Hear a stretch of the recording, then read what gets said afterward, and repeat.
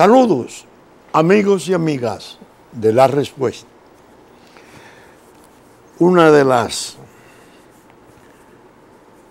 prácticas de la respuesta es tratar de ser consecuente con lo prometido.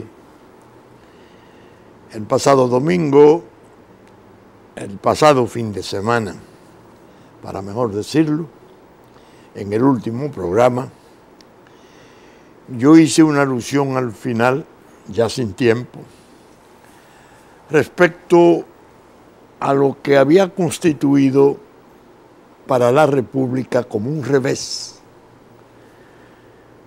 cuando una importante empresa nacional, la manicera, cambió el patrón de operaciones. Esta empresa fue importantísima y yo dije, y lo confirmo hoy, fue vital en el apoyo a un cultivo que se hizo tan generalizado que se llegó a producir hasta en los jardines, el maní. Se producía un maní, un aceite de maní de alta pureza, reconocido internacionalmente. Pero sus grandes virtudes estaban en el personal que desarrolló el apoyo al campo, asesoramiento técnico, créditos muy blandos, un tipo de amparo al productor, que realmente fue una empresa modelo. Yo creo que en su género era difícil encontrar algo parecido. Esa era la etapa de los viejos, don Santana, don Bosico. Bueno, después vinieron Roberto, José Miguel, y ahí los muchachos con muy buena preparación, siguiendo la tradición, mantuvieron la importancia de la empresa, pero se produjo un cambio que fue una pena, fue una lástima que se produjera, porque obedeciendo a razones de costos, se alegó que el transporte, los famosos camiones maniceros, los white, como hacía tanto volumen, y el costo de ese acarreo iba a ser prácticamente imposible, la producción del maní, del aceite en los términos que se venía produciendo. Y apareció alguien, que yo llamo una rata lumínica de la oligarquía, que siempre ha estado muy versado, creo que se dice que es antropólogo, economista, muchísimas cosas. Y fue influyente, muy influyente para desmantelar esa estructura tan valiosa. Entonces se comenzó a hacer el esfuerzo con el aceite semielaborado, el barquito que llamamos. Y después vino el intento de la palma africana, pero evidentemente la empresa ha seguido siendo importantísima, pero cambió el patrón de operaciones. Yo les dije, voy a decir algo en el programa que viene para precisar eso. Como yo hablé de ruina, no se entendiera que era una crítica a una empresa muy importante, que ya está en tercera generación, sino al cambio de patrón productivo.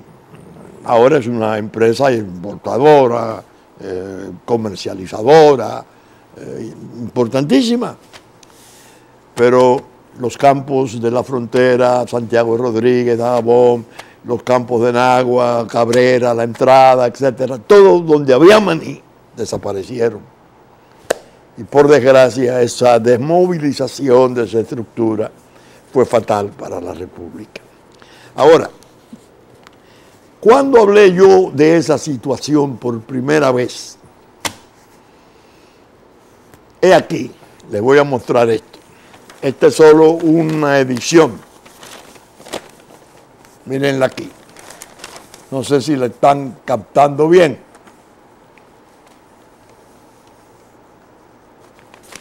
¿Correcto? ¿Se captó, maestro? Tercer encuentro con el pensamiento político y social del doctor Vincho Castillo, edición del Listín Diario de miércoles 4 de abril de 1984. 16, 26 y 8, 34 años. Hay 3 ediciones, aparece el gran público, fragmentos de la conferencia que con el título Tenencia, Marginalidad y Tensiones Sociales pronunciara el doctor Vincho Castillo el pasado jueves 29 de marzo en el Hotel Concord. En esa conferencia planteé yo eso que dije al principio, hace 34 años. Recuerdo que alguien muy importante de la empresa me llamó porque había oído mis comentarios, los comentarios sobre mi conferencia. Entonces me quiso explicar, me dijo, mira, el problema no era así, el costo, el transporte, los camiones. Yo le dije, mira, no me digas eso, que ustedes son muy preparados. Ustedes saben que hubieran podido resolver el problema con pequeñas plantas procesadoras primarias para traerlo en camiones tanques semiprocesados, no en saco, en volumen. Pero ahí lo vital era mantener el cultivo, mantener al trabajador. Es una afición que desarrolló el país increíble. Ya les dije, yo llegué a ver en jardines de la entrada de Cabrera maní sembrado. 34 años de esa advertencia, de ese lamento, de esa queja. Busqué mis papeles, me trajeron esta edición. Dije, no busque las otras 2, las buscaremos luego. Se estaba haciendo una reproducción en la prensa de esa conferencia, que para mí fue fundamental, que por cierto la estuve releyendo. Y la voy a tratar de ver si le hago extractos para traerlo a la respuesta, sobre cosas que dije entonces y que se han cumplido en una forma tan exacta como penosa. Pues a ese amigo, que yo aprecio tanto, le dije, mira, ahí hay un tratamiento, cuando yo en esa conferencia hablé de eso, relacionado con la marginalidad y las tensiones sociales, el éxodo campesino, que en la medida en que se desarraigaban por ruina de una estructura productiva tan valiosa, desaparecían. Vendrían a los barrios, tanto de la capital como de los pueblos mayores, y que de ahí surgirían problemas de que los niños de primera generación tendrían problemas de identidad, que se armarían rebeldías inmanejables, que vendrían muestras de tendencias delictivas, formación de pequeñas bandas. ¡Ay, Dios! Yo leyendo esto aquí digo, ¡ay, Dios! Era casi, no, era crónica de una tragedia anticipada. Increíble. Bien, cumplí esa parte de mi promesa. Ahora viene la cuestión de saber qué debo seguir tratando en el programa. Ocurrió algo el jueves, ayer, se graba viernes, que vino a incorporarse al temario de hoy. Ocurrió algo importante para el mundo que a nosotros nos puede concernir. Claro está, porque somos parte del mundo todavía, del mundo internacional. El general James Mattis, el monje guerrero, el erudito que acompañó al presidente Trump durante 2 años en su gobierno, renunció al cargo. Y dice en una carta que no he leído en extenso, que lo hacía para que el presidente Trump pudiera designar en defensa a alguien que más o menos se acomodara al pensamiento y a las concepciones del presidente Trump. Una manera de disentir con el presidente Trump y abandonar el cargo. Algunos amigos, naturalmente, que me han oído hablar del monje guerrero, el erudito, que llegó a Afganistán con tropas especiales SEAL, primero que todos los ejércitos, que tiene una biblioteca de 7.000 ejemplares, bueno, algo excéntrico porque nunca ha tenido televisión en su casa, una sabia previsión, dada la violencia y las cosas que se ven en esa televisión, desgraciadamente, de Occidente. Me llamaron algunos amigos, bueno, ¿y ahora? Alarmados. Entonces, si Mati se va, Trump va a quedar descabezado. No, no es así. No es la primera vez que surge en Estados Unidos ese tipo de crisis. Hubo una mucho más espectacular. El general Douglas MacArthur, un héroe nacional de guerra, el jefe de las Fuerzas Armadas norteamericanas en la Guerra del Pacífico, en la Segunda Guerra, un héroe, una cosa, un ídolo.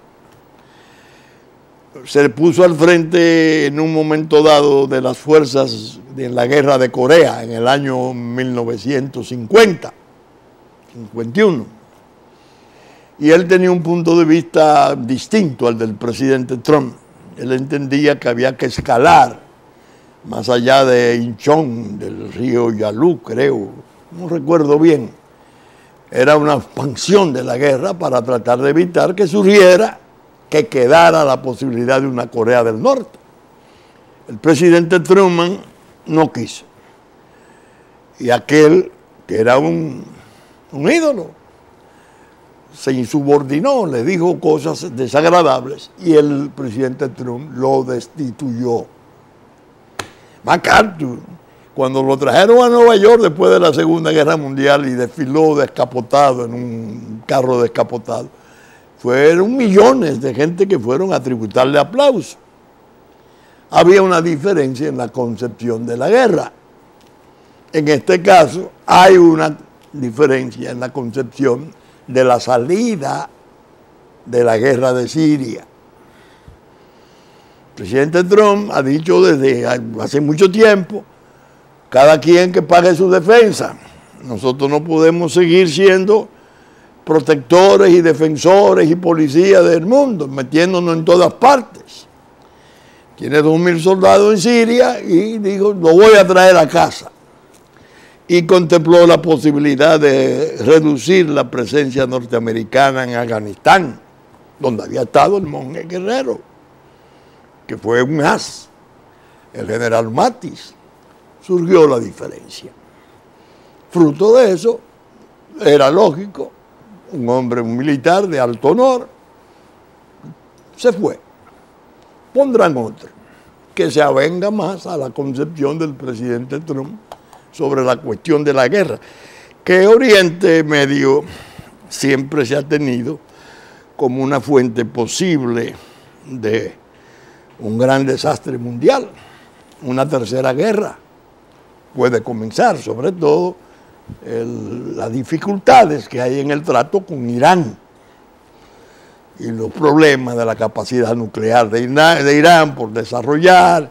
Bueno, hubo un momento en la guerra de Siria en que se pensó en que el ejército de Assad iba a seguir para los altos de Golán y los israelíes no iban a admitir esto.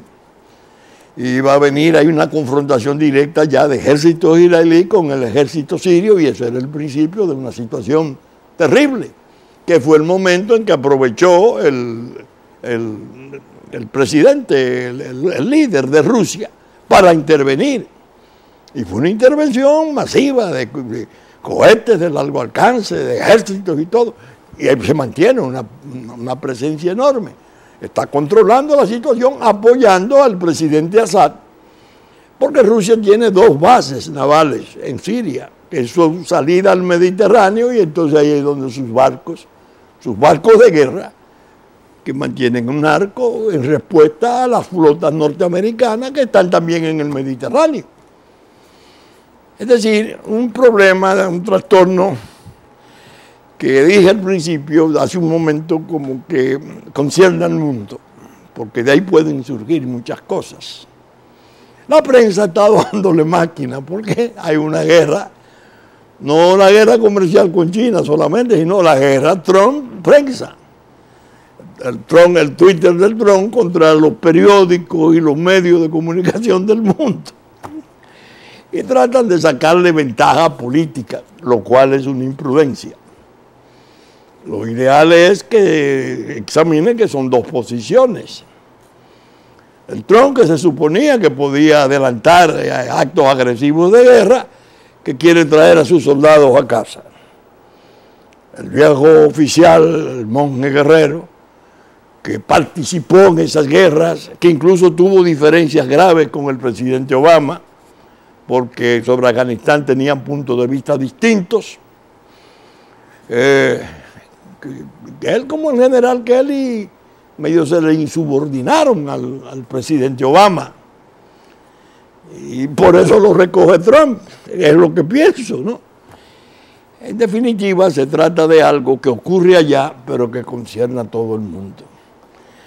En un momento en que dice Putin, el gran líder de Rusia, que el mundo está subestimando la posibilidad de una guerra nuclear, que es una realidad, que es muy peligrosa, que podría acabar con la humanidad, y dijo más, tal vez con el planeta.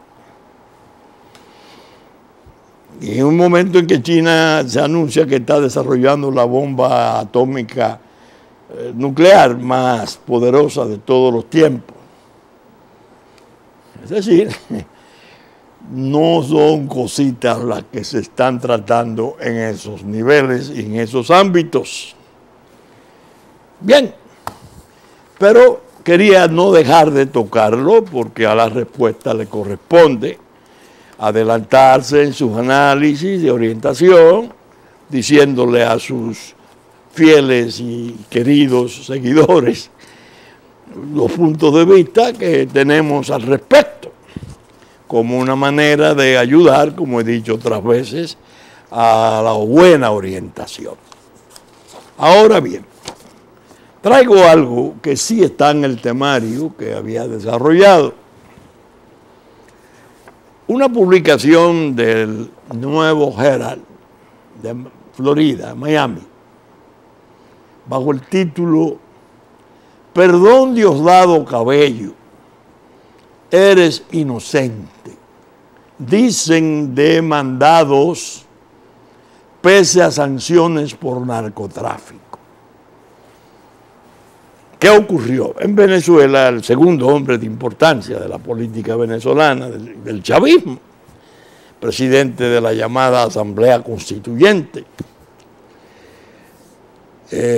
recibió de parte de los dueños de medios de comunicación que él había sometido por delitos de difamación, injuria, delitos de palabra, lo que pareció ser un triunfo, porque antes de llegar a la audiencia, o ya creo que dentro de la audiencia, 7 de ellos le dieron una satisfacción, se retractaron y dijeron que le había pesado hacer que en sus medios se publicara que Diosdado Cabello era un jefe del narcotráfico, porque eso ellos no habían confeccionado las noticias, como diciendo fue obra de periodistas, no de los dueños. Entonces el Herald de Miami le contesta con ironía a Diosdado, que ha exhibido esto como una satisfacción, como un triunfo. No, te descargan ellos, pero tú estás sometido aquí en Estados Unidos a severas prevenciones de lavado de activos, de situaciones de narcotráfico. Bueno, hay dos juicios abiertos, es lo que tengo entendido en Florida, 2 cortes apoderadas sobre hechos de esa naturaleza. ¿Por qué yo traigo eso aquí? ¿Por qué lo traigo yo?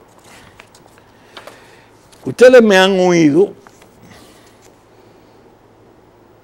comentar este informe de Inside Crime, una ONG noruega que trabaja en colaboración con ONG inglesas, Salió este reportaje, este informe del Inside Crime.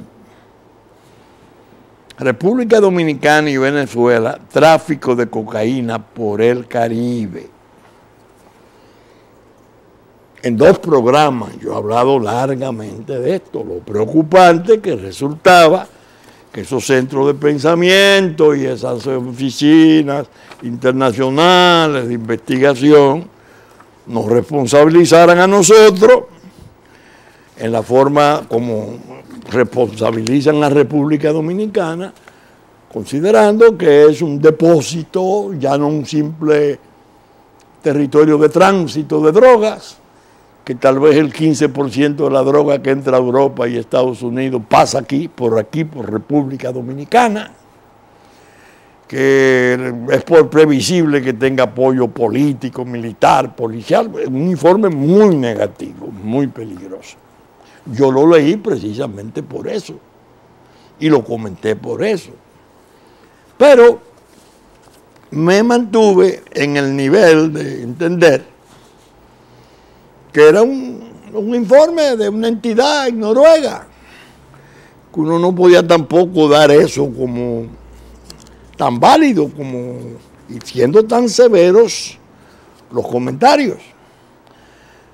En él se señala a Diosdado Cabello, al llamado Cartel de los Soles, oficiales de las Fuerzas Armadas Bolivarianas, y se les responsabiliza del tráfico hacia República Dominicana, y desde aquí ya dicen que hay mafias nacionales que trabajan en los mismos niveles de las internacionales, que hacen la redifusión de esa droga. Bueno, yo lo leí y lo comenté siempre con la natural reserva. Digo, bueno, esto es un informe. Vaya usted a saber qué entidad es esta. Sin embargo, ahora, cuando aparece la publicación del Herald, que le están replicando a Diosdado Cabello, que no ha tenido ningún éxito en el descargo que le hicieran los dueños de medios en Venezuela, le dicen no.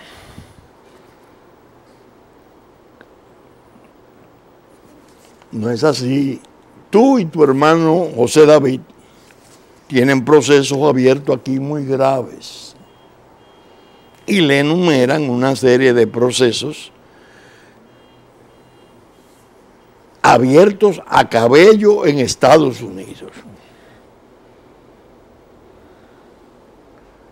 Dice, Cabello es acompañado por su hermano José David y por su esposa Marlene Josefina Contreras en la lista negra de la Oficina de Control de Activos Extranjeros, OFAC, del Tesoro, de la Secretaría del Tesoro de Estados Unidos, que en esencia congela cualquier activo que podrían tener dentro de la jurisdicción estadounidense. Trabajando con el actual vicepresidente ejecutivo venezolano, Tarek El Aissami, a quien la OFAC designó de conformidad con la ley Kempin del 13 de febrero del 2017, Cabello organiza los envíos de droga que se trasladan desde Venezuela a través de República Dominicana y luego a Europa. Agrega el informe del Departamento del Tesoro norteamericano. Esa parte última fue la que me prendió la inquietud. Diríamos, se me elevó el rango de la preocupación, porque ya no es el informe de Inside Crime, ya es el emplazamiento del Departamento de Tesoro de Estados Unidos, y en la descripción de los cargos que se hacen contra esos venezolanos, figura la mención del tráfico a través de República Dominicana. Eso es otra cosa.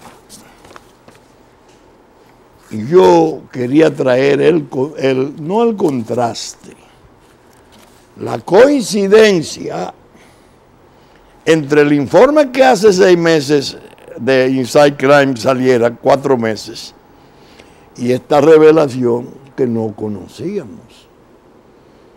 Para decirlo mejor, hay un indictment por lavado y una serie de hechos criminales contra esos políticos importantes de Venezuela.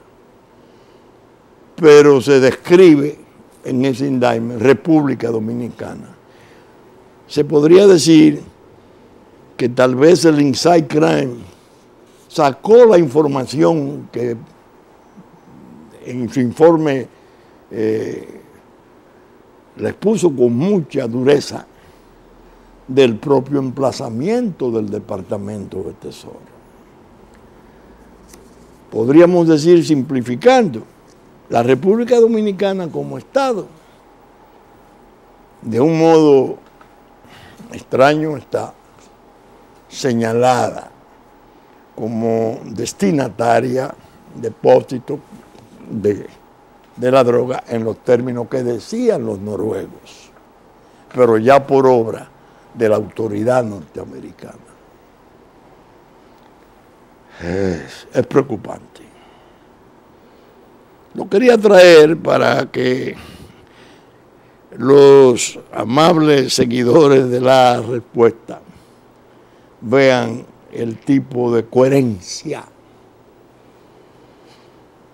la manera en que nosotros abordamos los análisis, que no tienen nada de prisa, ni de alocamiento, ni de improvisaciones maliciosas.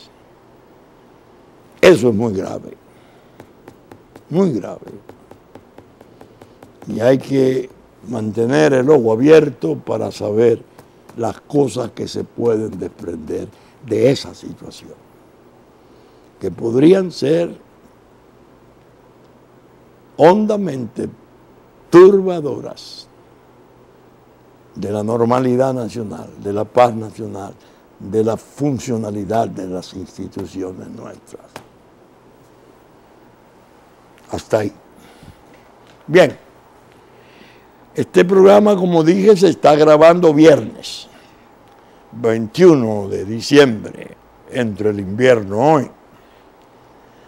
Parece que de invierno va a tener muy poco y que parte del calor quemante del verano se va a presentar en este invierno, pese a que es fecha de reflexión y paz, porque ya el lunes, este lunes, en horas, estaremos celebrando la fecha del nacimiento de Jesús, el divino niño.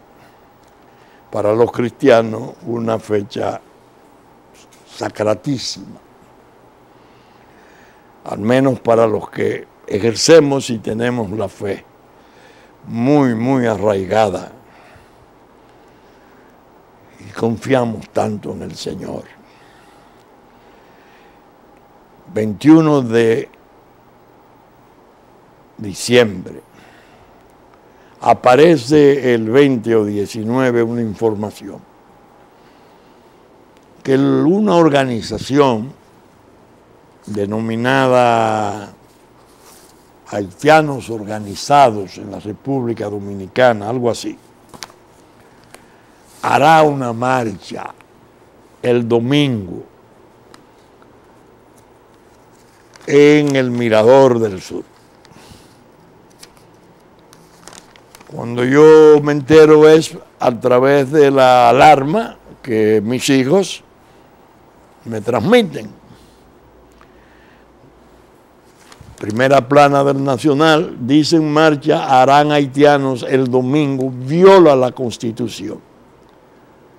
Pelegrín Castillo ve actividad enmascarada como deportiva y recreativa, pero que es una protesta desafiante ante el rechazo del país a pactos migratorios y de refugiados. En la edición del Nacional del jueves. Efectivamente, ¿qué ha visto Pelegrín que yo también lo vi cuando me lo mostró, tanto él como Juárez y Vinicio, que la marcha, que parece que obtuvo algún tipo de aprobación de Interior y Policía, del Ministerio, es un acto de contenido, es una congregación de un grupo numeroso, pero de contenido altamente político, porque tiene como lema, por los derechos. Van a marchar por los derechos. Me decía uno de mis hijos, no es por la cura del cáncer, ni por algún tipo de... No. Por los derechos. ¿Cuáles derechos? Los que ellos entienden que les corresponden. Y que el gobierno acaba de rehusarse a firmar dos instrumentos, dos pactos, tratados internacionales, que eran precisamente lo que ellos esperaban para poderle dar a su invasión masiva más intensidad, hacerla más numerosa y poder trabajar hacia la minoría que le permitiera ascender rápidamente al estatuto de participación política, participar en ella y contribuir y decidir muchísimos aspectos sensitivísimos de nuestra vida nacional, incluyendo hasta eventuales modificaciones constitucionales. Están inconsolables los dominicanos de la traición que están detrás de esa marcha. Según mis informaciones, el grupo de traidores molestos con la posición del gobierno que reaccionaba frente a la alarma del país. Voy a hablar un momento después de esto. El presidente dije, con su instinto, dice no puedo firmar esto, se firmó en Panamá, pero no me lo hagan, es lo que pienso. Naciones Unidas, no podemos, pero el país en dos patas, parado. Que si se hubiesen firmado esos acuerdos, posiblemente lo ocurrido en abril del 84 fuera una miniatura con lo que podía surgir aquí. ¿Qué dicen los traidores entonces? Vamos a responderle desde la calle. Tenemos con qué hacerlo. Los braceros, bueno, la gente de Juan Bolívar. Ese le han pasado pasacalles, es un candidato eventual de ellos, porque hay, debe de haber miles de dominicanos falsamente cedulados en eso. Por los derechos vamos. Ahora, ¿qué ha ocurrido? Pobre Constitución de la República. Pobre Constitución. Dios mío. ¿Hasta dónde vamos a llegar en el irrespeto, en la burla a esto, que es ley de leyes, que es ley sustantiva, que toda la legislación y todo el ordenamiento jurídico, fuere cual fuere la iniciativa, decretos, resoluciones, tienen que girar alrededor de ella, los poderes públicos? Voy a leer el artículo, la sección tercera del régimen de extranjería, Constitución de 2010 de la República Dominicana, artículo 25. Régimen de extranjería. Extranjeros y extranjeras tienen en la República Dominicana los mismos derechos y deberes que los nacionales, con las excepciones y limitaciones que establece esta Constitución y las leyes. En consecuencia, primero, no pueden participar en actividades políticas en el territorio nacional, salvo para el ejercicio del derecho al sufragio de su país de origen. Cuando llega una solicitud, no es un trámite simple, ignora el Ministerio de Interior y Policía el artículo 25 de la Constitución. ¿Cuál era el deber? No podemos dar permiso para un tipo de congregación, marcha de esa naturaleza, porque su lema indica que ustedes están desarrollando una actividad política de envergadura mayor que la política común. Hablan de hacerlo por los derechos. ¿Derechos de quién? De ustedes. De ustedes, legales e ilegales. Este es el departamento 10 que ustedes dicen de la única indivisible con que lo han ustedes criado desde niños, que es Santo Domingo. Esa Constitución se opone. No se puede. Al momento que grabo, no sé cuál ha sido la actitud de Interior y Policía, si ha rectificado o ha tenido algún tipo de actitud. Si se pasó, se le pasó. Desde luego, hay que entender que los grupos dominicanos de la traición, no dominicanos, por Dios, los grupos de la traición, eso se podría decir que están también falsamente cedulados como dominicanos. Quieren una respuesta en la calle. ¿Para qué?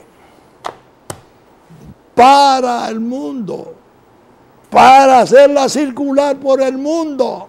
Mire, las multitudes, ¿por qué van a reunir? Miles de cañeros. Bueno, lo que reúne Juan Bolívar más, un poco más de lo que la invasión le pueda proveer. La invasión ya, de 1,5 millones. No cañeros ni cortadores de caña que han hecho manifestaciones, fíjense en esto, y no se le han prohibido y ha estado correcto, porque han tenido carácter laboral. Reclamar pensiones a la industria azucarera, bueno, eso es correcto.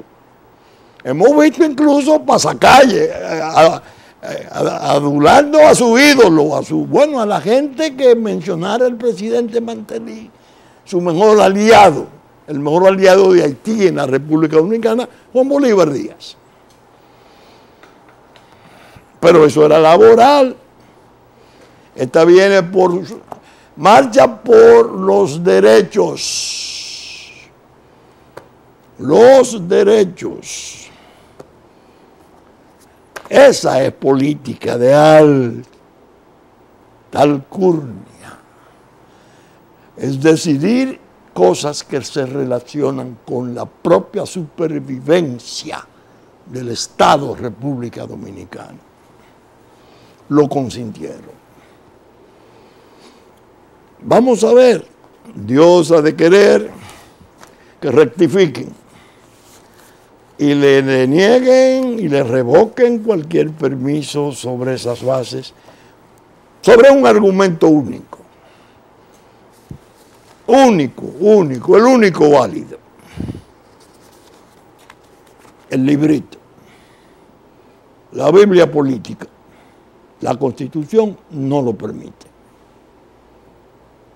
Así es como los estados se hacen respetar.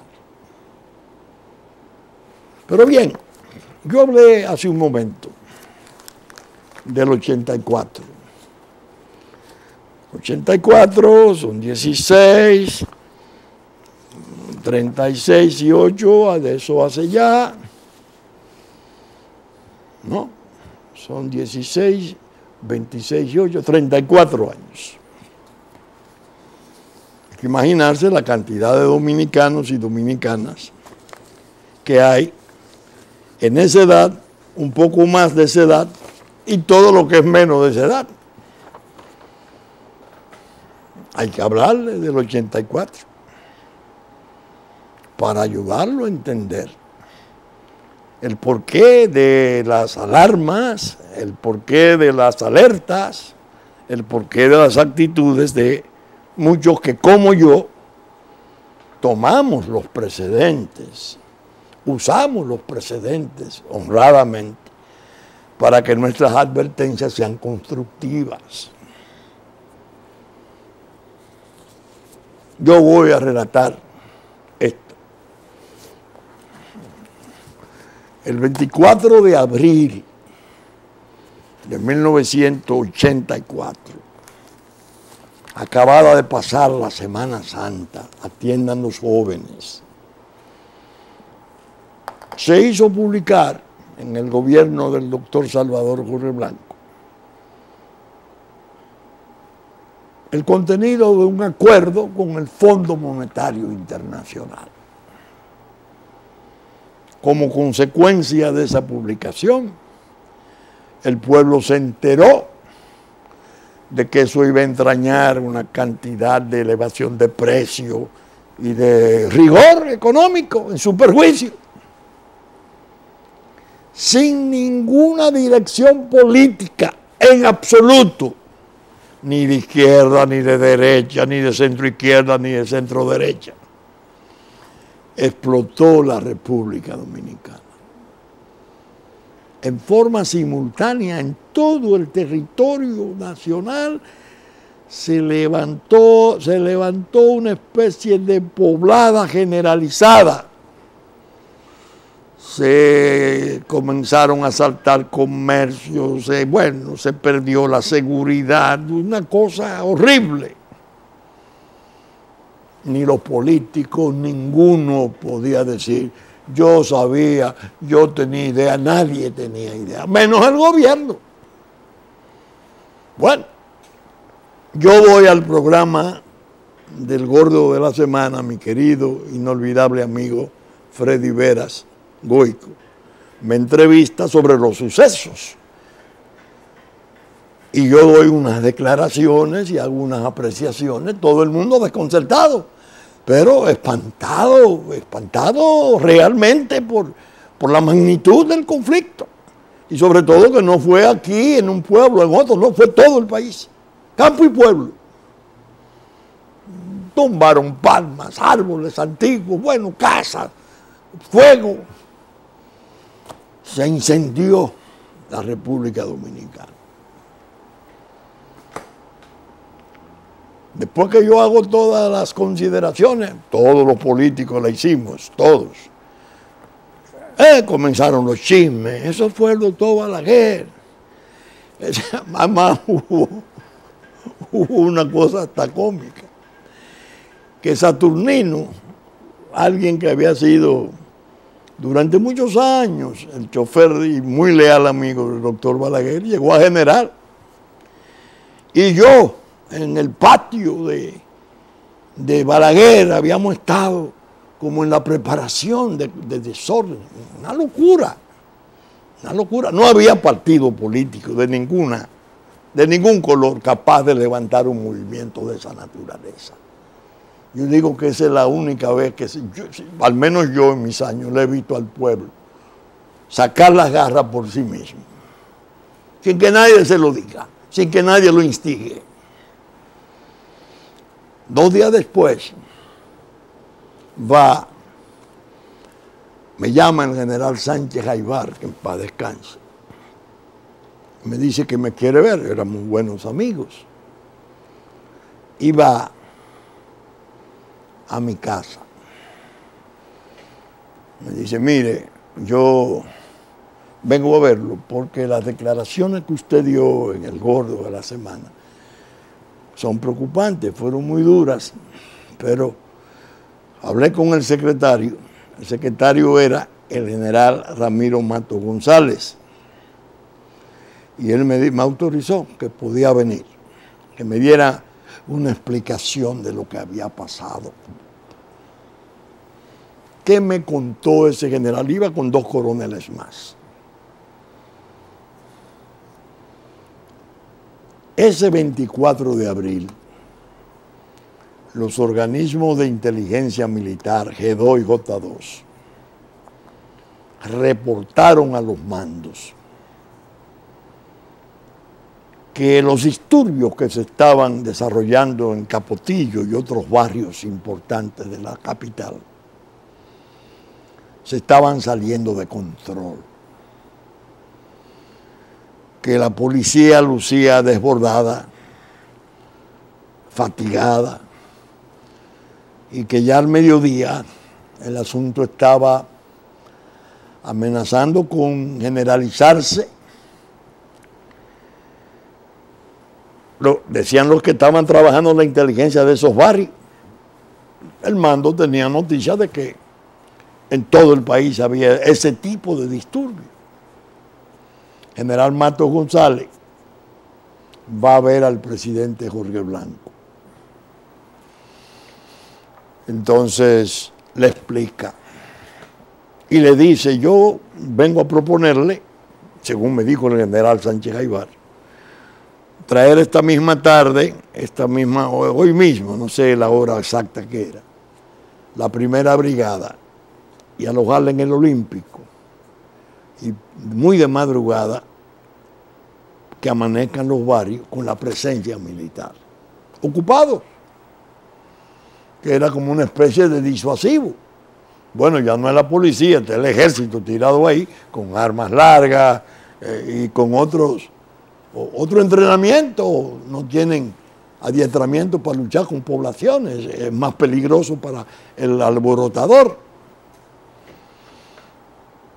Cuando él le explica eso, el doctor Jorge Blanco, el presidente Jorge Blanco, lo oye, pero había un ministro muy importante al lado que dice: no,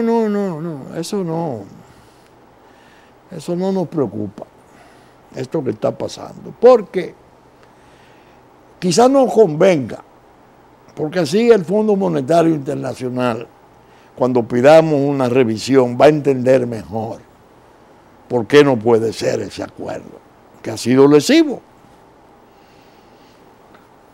Bueno, en general, los militares se retiran, pero el asunto llega a términos de caos, de anarquía total.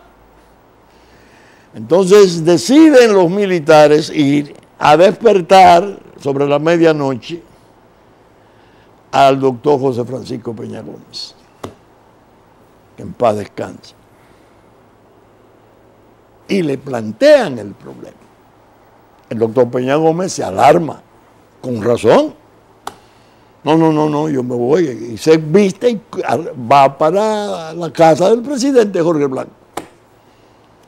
Literalmente me dijo el militar a mí, le dijo al presidente Jorge Blanco: o sacamos el ejército a la calle y recuperamos el control, o el gobierno se cae. Salvador, ya en la presencia de la opinión del líder, ordena que venga el ejército, pero el ejército llega en horas de la mañana. El desorden estaba ya a todo meter. Entraron a sangre y fuego. 123 muertos y más de 2.000 heridos de bala. Muchas mujeres. Había, recuerdo yo, un dato que me dieron muy importante de inteligencia internacional cuando yo estuve en el programa de Freddy Vera, ya yo lo tenía. Creo que habían 73 mujeres entre los muertos. De las 123, creo que 30 y tantos embarazadas, porque se produjeron una serie de asaltos a locales de Inespre, buscando alimentos, una cosa horrible. Lo que ocurre, el infierno que se produce en esas pobladas. Eso me lo contó a mí el ejército. Y yo lo conté desde el principio. Lo he repetido en distintos programas, lo he escrito en artículos y todo, con sus nombres. Cuando se presentó ahora la cuestión de los pactos, yo dije: Dios santo, ayúdanos, Dios mío. Son tan distintas las circunstancias, tan peligrosas. Las redes para incendiar, las armas en manos de población civil de todo género, armas de guerra, armas de todo género, explosivos incluso. Crimen organizado, manejando gavillas peligrosas y bandas. ¡Oh, Dios! El gobierno no puede aprobar ese pacto. Si aprueba ese pacto va a haber algo peor que abril del 84. Esa fue mi reflexión. Gracias a Dios. Así lo escribí en la pregunta. Tengo 2 preguntas escribiendo sobre el tema. Se evitaron los 2 pactos y ya la traición está respondiendo desde la calle con su marcha por los derechos. 4 o 5 mil haitianos lo van a convocar. Yo le doy 5 mil, que dan una foto fabulosa para el consumo internacional. Recuérdense que esto es un apartheid. Recuérdense que somos xenófobos, racistas, supremacistas, y que esos son los oprimidos conforme a la traición. Tanto la que está en la calle y en la prensa, ya muy mínima, porque hay una prensa muy valerosa que está llevando la lucha en buenos niveles. Eso es lo que hay pendiente. Ojalá todo quede normal. Lo mejor sería revocar la instrucción, pero no sé si lo han hecho al momento en que esta grabación se está haciendo. Confiemos en Dios, como siempre, en que no van a aparecer nuevos elementos para la infamia internacional de crucificarnos y de hacernos aparecer como una especie de tribu similar a la que hay en el oeste, que es el gran propósito de la traición nacional, que afortunadamente, he dicho varias veces, no tiene ahora la locomotora de la geopolítica de los demócratas y de la eventual presidencia de Hillary Clinton después de Barack Obama. El tiempo es favorable y hay que reaccionar hacia la unidad y la cohesión de la República. Bien, saben ustedes que estamos saliendo por Supercanal 33 de televisión, 3 del cable, en nuestra versión central, domingo a las 11 de la mañana. Que ya nos anticipó Cinevisión, Canal 19, 6 de la mañana de sábado, como Telefuturo, Canal 23, después de la misa de San Antonio, de domingo a las 8 de la mañana. Puerto Plata, Musavisión, TV3, TV Plata, de 10 a 12 del mediodía de domingo. Telenor, de San Francisco de Macorís, y Teleimpacto a las 12 de mediodía. Teleimpacto canales 22 y 52 de este a las 9 de la noche de domingo y a las 9 de la mañana de lunes. TDI, canal 51, 7 de la noche de domingo.